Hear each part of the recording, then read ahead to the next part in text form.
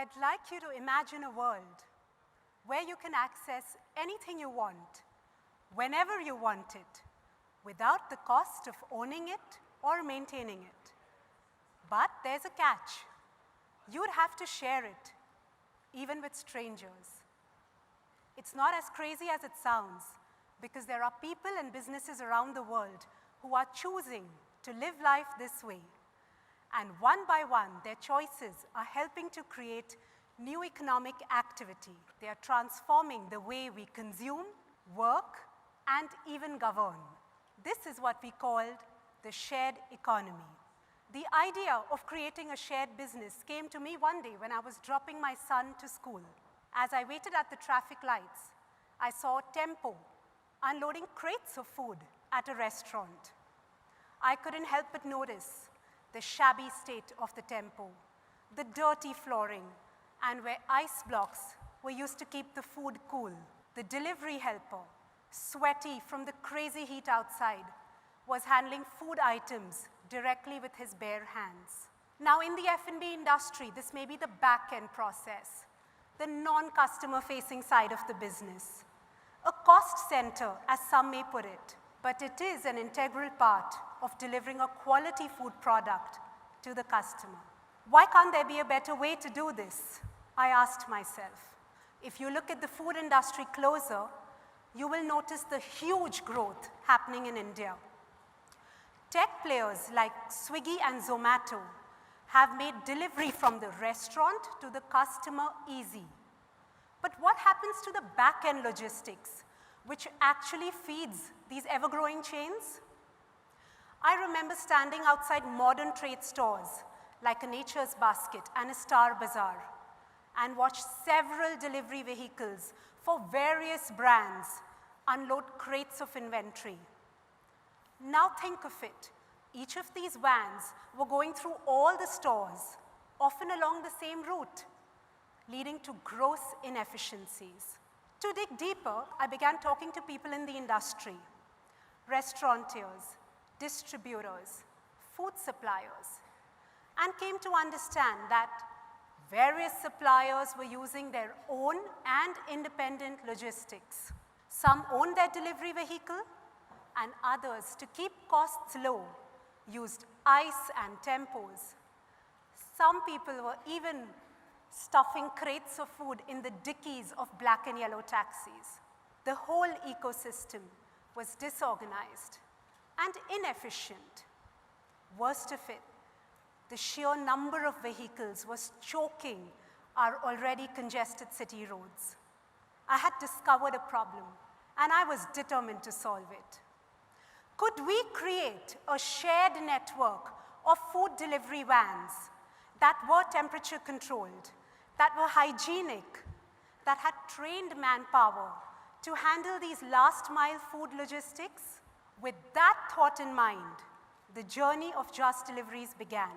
We started in 2015 with our first client, a chain of cafes.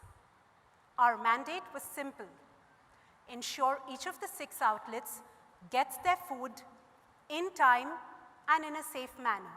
Today, that chain has grown to 25 outlets, and our network of vans ensures that each outlet gets their food in a hygienic, safe, and timely manner. They have been able to expand their business without owning their logistics.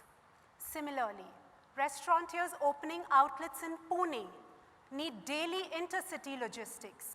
They would struggle to send small inventory stocks, at times even using the Volvo bus. Recognizing this problem, we now send a large food van to Pune daily, enabling clients to piggyback and share the vehicle. The idea of paying for part-time usage or part space usage is picking up well.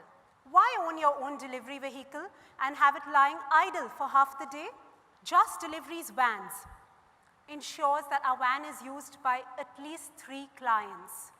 It's not always easy, but it's the only way we can offer value to our customers while building a viable business model. All around us, we see examples of shared economy.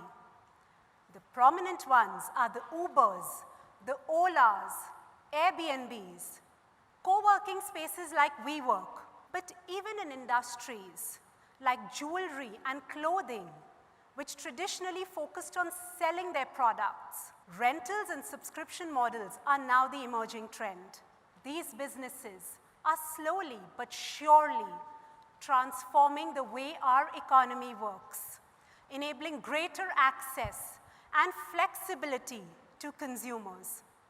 But most importantly, they are questioning our obsession with ownership. However, we all know not all is hunky-dory. These businesses are facing challenges. There are questions around the addition of new assets to create these efficiencies. Businesses are facing hurdles in ensuring quality of service, in maintaining safety standards, while grappling with an evolving regulatory framework. It's here that big data and technology helps in standardization of services as business ramps up. To give you an example, at Just Deliveries, our fleet is GPS trackable. Temperatures can be monitored remotely, and we mandate a photograph on each delivery.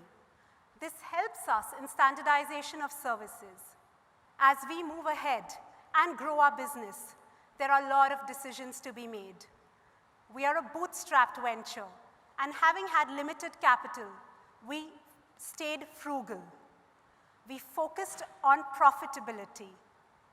While this has helped us to sustain without depending on external equity, it has also meant a slower ramp up.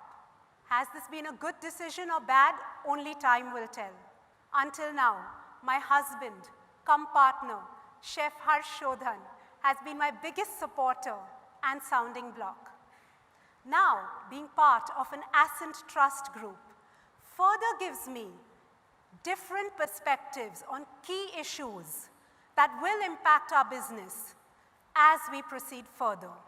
Our vision is to expand our network, to tap into more underutilized food delivery vans, to put their productive capacities to use, to make them into growth engines and profit centers.